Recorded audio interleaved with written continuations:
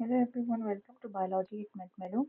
Today we are going to discuss question number 10 of genetics, that is structure of operon, regulation of gene activity in prokaryotes as an example of lactose operon.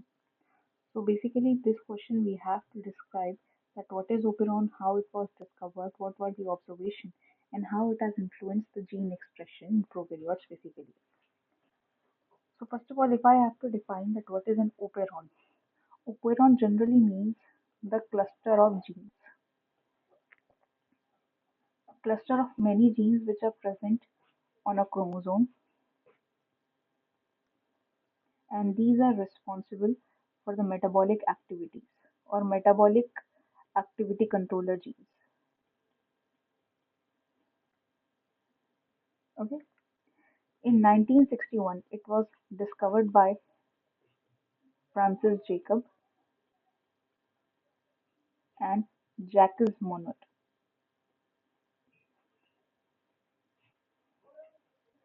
Both of them proposed a lac operon model or the operon model for regulation of gene activity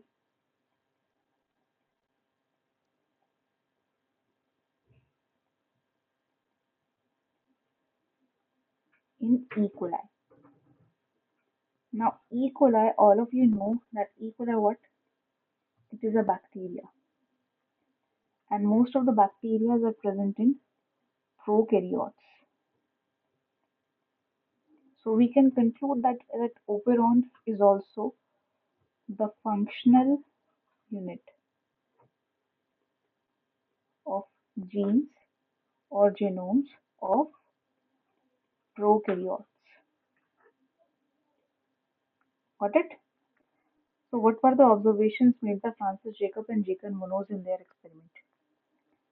At first, they added lactose to their culture media. After adding lactose to the culture media, three enzymes were formed. These enzymes were beta-galactosidase, permease, and transactylase.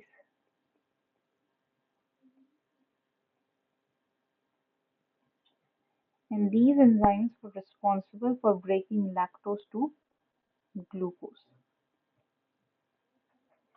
Further, they witnessed that the genes coding for these enzymes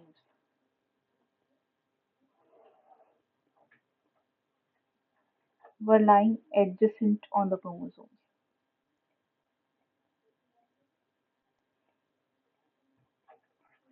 Now let me show you what is the adjacent to chromosome. Suppose this is a chromosome. One gene is present here, another gene is present here. One gene is present over here, another gene is present over here. This is known as adjacent, basically close or near to something. Okay. These adjacent genes or adjacent genes on the chromosome were structural genes that make some structure and were named as cistones.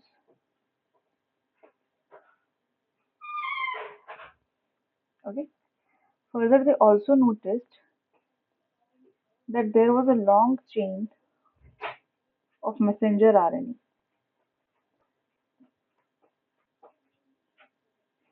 and the messenger RNA chain had all the codons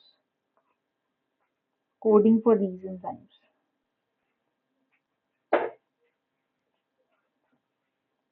which only reflected the fact that the RNA polymerase enzyme has transcribed them simultaneously.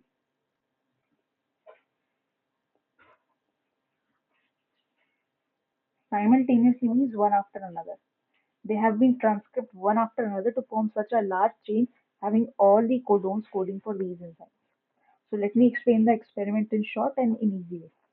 Francis Jacob and Jacques Monod put lactose in the culture media of E. coli. After that, three enzymes were formed from this kind of experiment. These were beta-galactosidase, permease, and transactylase. These enzymes broke lactose to glucose. Further, they noticed that the genes which were coding for these enzymes, they were lying adjacent on the chromosome and they seemed like structural genes. Okay, they named them as cistones.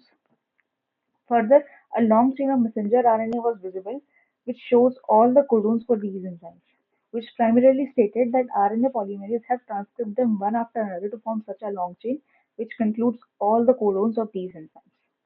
Okay, so this was the experiment, and these gave us the genes in the eukaryote, which are of three types: structural, promoter, and operator. Structural gene, which you have already discussed in question number 9, that is the gene which codes for a protein that forms a certain kind of structure.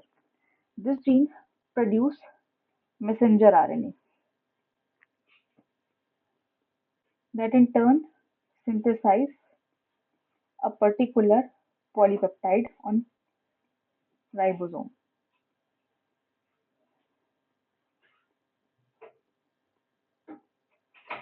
Secondly, promoter is the gene which marks the site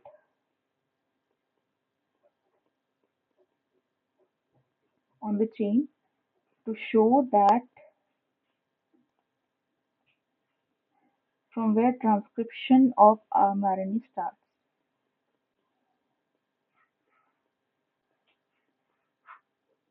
Suppose if this is a long chain and the transcription of messenger RNA is to be started off here, the promoter gene would be present over here. Promoter means something that promotes something or shows you the way to go through something, to move in a forward direction. Okay, remember it by this way. Then we have operator. Operator by its name means it is controlling something and it controls the structural genes. All these activities, they control the structural gene, that is cistones. And they're controlling in this way that whenever the operator is active, cistones are expressed. If it's inactive, then the cistones are not expressed. So this was all about the question. I hope you understood it well and you can write it well in your exam. If you have any doubts, please let me know in the comment section. And this question was a little tricky one. If you want me to explain it in a different other way, you can always tell me. Thank you.